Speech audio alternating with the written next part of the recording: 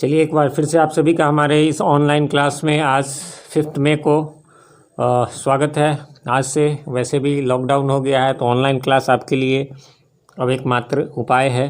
तो ध्यान से पढ़ें। मैं चाहूँगा सभी विषयों को जो अच्छे हैं, जहाँ से आपको ऑनलाइन अच्छा मिलता है वहाँ से बट पढ़ाई को जारी रखें, अन्यथा ये जो लॉकडाउन है ये इंसान को आलसी बना देता है। चलिए तो आज की शुरुआत हमेशा की तरह हम लोग करेंगे वर्ड्स ऑफ द डे से।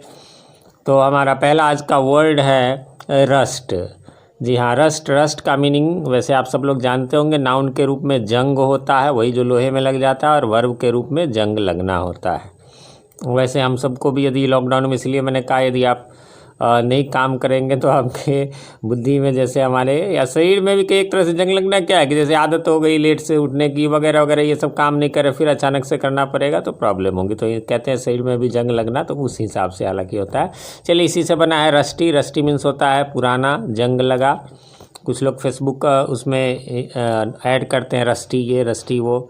चलिए अगला है शार्प एडजेक्टिव के रूप में तेज होता है, कोणीय होता है। जैसे पेंसिल वगैरह को क्या करते हैं आप, तेज करते हैं, कोणीय कोना जैसा बनाते हैं, फिर लिखना पड़ता है ना, तो उसको तेज करते हैं। या किसी चीज़ की है ना धार वगैरह है जैसे चाकू वगैरह, तो उसको भी आप लोग जो है, हालांकि वो आगे उसके लिए वर्ड है लेकिन वो शार्प हो जाता है, कोणीय हो जाता है, तेज हो जाता है। सेकंड मीनिंग, जैसा कि आप सब जानते हैं, जब मैं वर्ड मीनिंग में इस प्रकार का यदि देता हूँ सेमीकोलन, उसका मतलब है कि ये सेकंड मीनिंग हो गया चमकीला, जैसे शार्प कलर हो गया।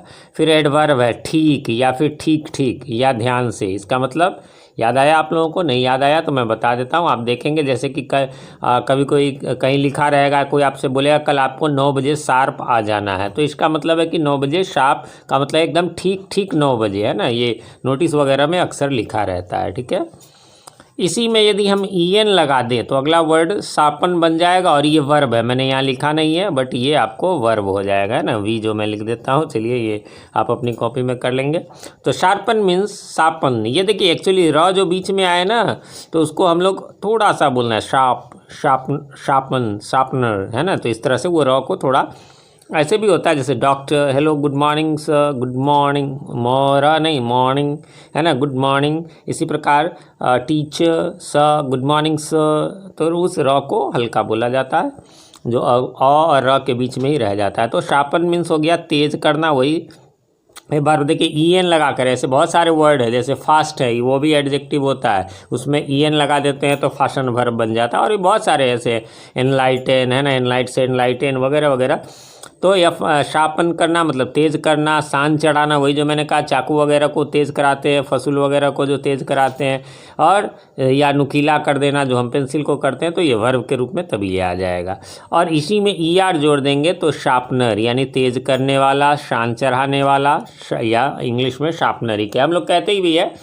बचपन में आपने यूज़ किया होगा, है ना, वो पेंसिल से जब लिखते थे तो उसको शार्पनर की ज़रूरत होती थी। अच्छा एक चीज़ मैं आपको बताऊंगा, कभी आप लोगों ने कटर का यूज़ तो नहीं किया है? यदि किया है तो कोई बात नहीं, आगे से आप अपने नेक्स्ट जनरेशन को बिल्कुल भी शार्पनर ही बोलने दे, कटर बिल्कुल नहीं। कटर होता ही नहीं है। कट मीन्स क्या होता है? अच्छा आप देखो ना, कट मीन्स क्या होता है? काटना। तो कटर मीन्स काटने वाला। क्या पेंसिल को आप काटते हो? नहीं जी, शार्पन करते हो, यानी शार्पनर जो है वो शार्पन करने का काम करता है। उसी प्रकार कटर कट करने का काम करेगा। आप क्या करते हो? इसको शार्पन करते हो, तो बिल्कुल नहीं बोल सकते। हाँ, जो मिटाने वाला होता है उसका हम 2 नाम दे सकते हैं, इरेजर या रबर, दोनों वो फिर ठीक है। इसको केवल शार्पनर, कटर नहीं। वो क्यों? तो रब मीन्स मिटाना, इसी से बना है रबर, मिटाने वाला। इरेज माने भी मिटाना, वो मोबाइल वगैरह में तो इरेज शब्द का यूज आता ही है, तो इरेजर इसलिए होगा, ठीक है। तो इनका ख्याल रखेंगे। चलिए बढ़ते हैं। हमारा आज का सेकंड, आज 2 ही चीज़ है, ध्यान रखेंगे। उसी को मैंने ज़्यादा कर दिया। बात एक ही है, 3 चीज़ें लेकर के चले या 2 लेकर के चले। 2 लेकर चलेंगे तो वो जल्दी पूरा होगा, 3 है तो तीनों पे। चलिए तो आज हम केवल काइंड्स ऑफ प्रोनाउन ही बता रहे हैं। तो पहला जो है वो आप लोग पढ़ चुके थे, उसमें हमने बताया था, टेबल दिया था और उसका पीके मंत्रा मैंने बता दिया था। फिर भी मैं आज उसको लिख दे रहा हूँ। मैंने कल बताया था, कल का वीडियो आपने देखा होगा तो उसमें आपको पता चल गया होगा। यही पीके मंत्रा बताया था कि जो टेबल में इधर आई होता है, फिर आपको बीच में माई होता है, फिर जो है सो माइन होता है, और लास्ट में जो है वो मी होता है। तो आपने क्या देखा उसमें, है ना, ये टेबल जो होता है इस प्रकार का टेबल बना हुआ था हमारा। तो उस टेबल में हमने बताया था ये पीके मंत्रा इसलिए कि ये वाला तो जो है वो पर्सनल प्रोनाउन, ये लाइन तो होता ही है, यह लाइन भी पर्सनल प्रोनाउन होता है और ये बहुत कम लोगों को मालूम होती है ना। तो उसमें मैंने बताया ही था, तो वही मैंने लिख दिया तीनों पर्सन, फर्स्ट सेकंड, यहाँ पर तथा है, थोड़ा सा फोटो खींचने में यहाँ लाइट पर गया है, तथा थर्ड पर्सन में प्रयुक्त होने वाले सब्जेक्टिव तथा ऑब्जेक्टिव, इसलिए अंडरलाइन इसको किया कि ऑब्जेक्टिव केस ही पर्सनल प्रोनाउन होता है, केवल सब्जेक्टिव नहीं ऑब्जेक्टिव। चलिए अगला जो है वो तो सेकंड हमारा ये पढ़ना है। सेकंड काइंड जो है वो है पजेसिव प्रोनाउन। तो मैं कह रहा था कि कल वो जो टेबल था उस टेबल में फर्स्ट वाला सब्जेक्टिव केस था, सेकंड वाला आपको पजेसिव एडजेक्टिव था और थर्ड वाला जो है वो पजेसिव प्रोनाउन था। तो वही इसमें रटन थे, वही थर्ड लाइन मैंने कल ही कहा था उसको रट लेना है। तो आज वही है आपका वैसे आप नोट में मैंने लिख ही दिया है, माइन, आवर, योर, हीज, हर तथा दियर, हाँ ही पजेसिव प्रोनाउन है। तो ये तो एक तो रटन थे। थोड़ा सा यदि डेफिनेशन की ओर गौर करेंगे पजेसिव प्रोनाउन के, तो ये है कि the pronouns which use to show possession, possession means होता है अधिकार होना, है ना।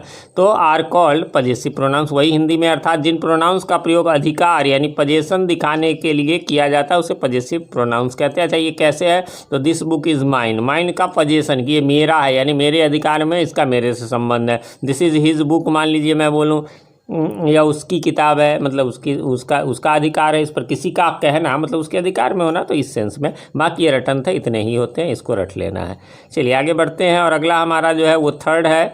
आज बोर्ड के तीसरे पिक्चर में यही था कि रिफ्लेक्सिव प्रोनाउन।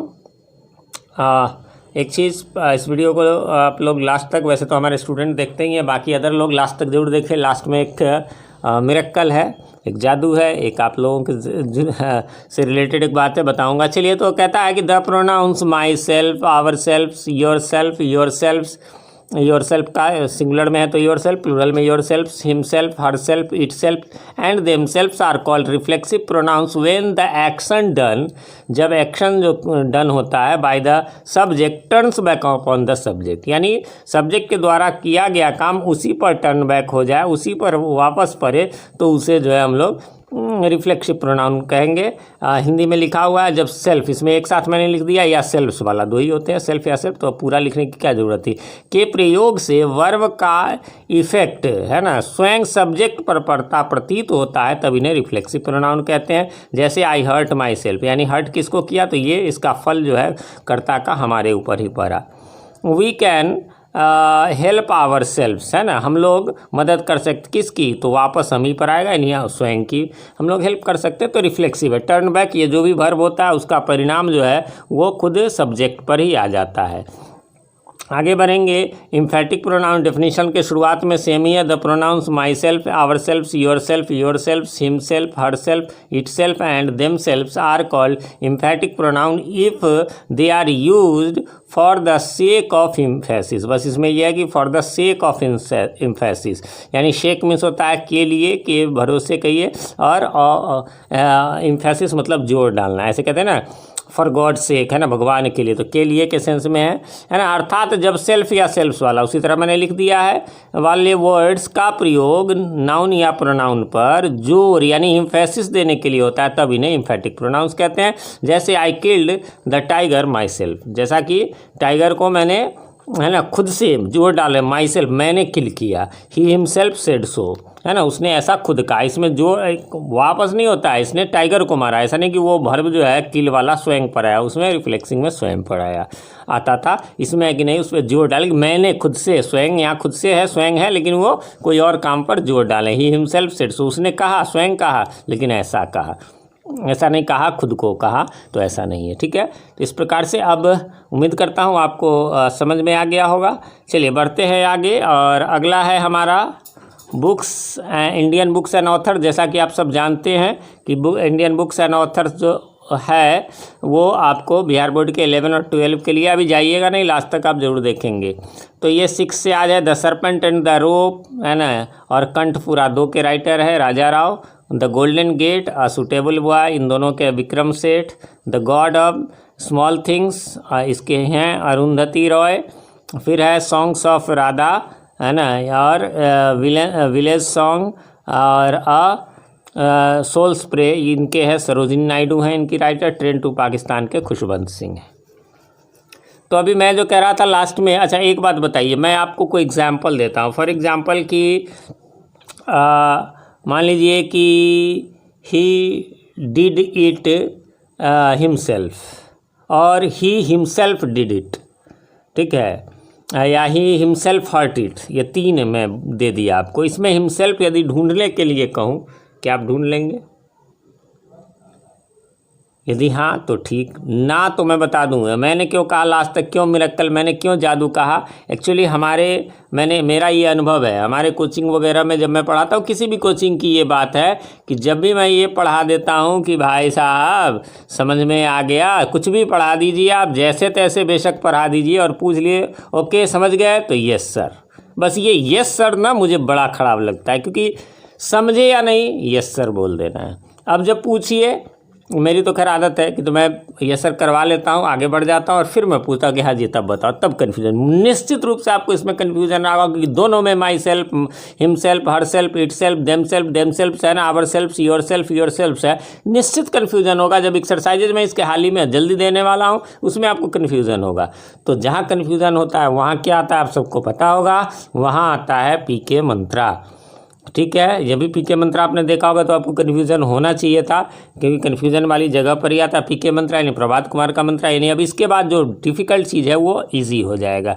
अब आपको पहचानना हो कि ये माई सेल्फ या हिमसेल्फ अभी जो मैंने कहा वो क्या है, तो बड़ा सिंपल सा है। जब प्रिंसिपल वर्ब के तुरंत बाद, प्रिंसिपल वर्ब आप जानते होंगे, मेरे कोचिंग में मैं 10 बार पूछता हूँ इस बात को कि भाई प्रिंसिपल वर्ब क्या, और मैं बच्चों को बोलता भी हूँ, तो मुझे एक लाइन में जवाब देना है आपको, जिसका B1 B2 B3, ये मतलब जवाब वो ऑफिशियल रिप्लाई नहीं ये देना है कि सर जिसका B1 B2 B3, चलिए B4 B5 भी होता है, वो हो उसी को प्रिंसिपल वर्ब। जैसे गो, वेंट, गॉन, बाकी गोइंग गोज भी हो सकता है, तो ये प्रिंसिपल वर्ब है। ये आपको काम भी आएगा, साल में 10-12 बार मैं पूछूंगा, चाहे ऑफलाइन पढ़ाऊँगा तब ऑनलाइन में भी। तो जब प्रिंसिपल वर्ब के तुरंत बाद कोई सेल्फ या सेल्फ्स वाला वर्ड्स आ जाए तो वह रिफ्लेक्सिव होगा, प्रिंसिपल वर्ब के तुरंत बाद। तथा अन्य कोई वर्ड, प्रिंसिपल वर्ब के यदि तुरंत बाद अन्य कोई दूसरा वर्ड आए तो उस सेंटेंस में आने वाला, मतलब वो वर्ड नहीं, उस सेंटेंस में फिर आने वाला सेल्फ या सेल्फ्स वाला वर्ड एम्फेटिक प्रोनाउन होगा। कैसे? अब चलिए अभी ये कितना आसान हो जाएगा आपके लिए। वापस चलते हैं रिफ्लेक्सिव में। मैंने क्या लिखवाया कि प्रिंसिपल वर्ब, यहाँ हर्ट है, इसके बाद यदि सेल्फ या सेल्फ्स वाला है, जैसे यहाँ पर हर्ट, इसके बाद सेल्फ या सेल्फ्स वाला है, तो ये रिफ्लेक्सिव है। अब चलिए अगले में आ जाते हैं, फिर आपको ढूंढने में आसान होगा। यहाँ किल्ड प्रिंसिपल वर्ब है और इसके बाद क्या है, तो द टाइगर है, सेल्फ या सेल्फ्स वाला नहीं है, इसलिए इस वाक्य में आने वाला सेल्फ या सेल्फ्स वाला जो है वो आपका हो जाएगा एम्फेटिक। इसी प्रकार देखिए सेड के बाद यहाँ पर क्या आया, तो सो आया, सेल्फ या सेल्फ्स वाला नहीं आया, है ना, तो इसलिए इस वाक्य में आने वाला सेल्फ या सेल्फ्स वाला एम्फेटिक हो जाएगा। यदि सेड के बाद हिमसेल्फ या हर सेल्फ कुछ आता, या यदि किल्ड के बाद हिमसेल्फ हर सेल्फ आता, तो वो रिफ्लेक्सिव होता है। यानी प्रिंसिपल वर्ब के तुरंत बाद यदि सेल्फ या सेल्फ्स वाला आए तो वह रिफ्लेक्सिव है, और उसके तुरंत बाद यदि कोई और वर्ड आए तो उस वाक्य में आने वाला सेल्फ या सेल्फ्स वाला एम्फेटिक हुआ। इस प्रकार से अब जाकर यही जादू, ये मैंने कहा इसलिए कहा कि अब आप ये ध्यान में रखेंगे, कभी भी इस प्रकार से यस सर नहीं किसी भी कोचिंग में आपको नहीं करना चाहिए। नहीं समझ में आया, हो सकता है उस समय आ गया हो तो फिर बाद में विचार भी करो, वैसे उस समय नहीं आया हो तो निश्चित रूप से पूछिए, ऐसा नहीं करना यस सर ओके सर, वरना आजकल जो है वो कम नॉलेज वाले लोग भी इसीलिए सफल हो रहे हैं। कुछ भी पूछ दो और क्या है, तो शर्म से नहीं पूछते कि यार हम पूछेंगे तो हमें सब समझेंगे कि नहीं इसको नहीं आता है,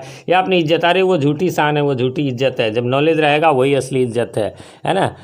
चलिए तो उम्मीद करता हूँ आपको आज क्लियर हो गया होगा। फिर भी किसी प्रकार का कन्फ्यूज़न हो तो हमारे कोचिंग के स्टूडेंट्स व्हाट्सएप करें, और जो हमारे व्यूअर हैं वो हमें रिप्लाई करें, वो कमेंट करें। फिर मिलते हैं कल, और शाम को आपका होमवर्क जाएगा। तब तक के लिए हैव अ नाइस डे।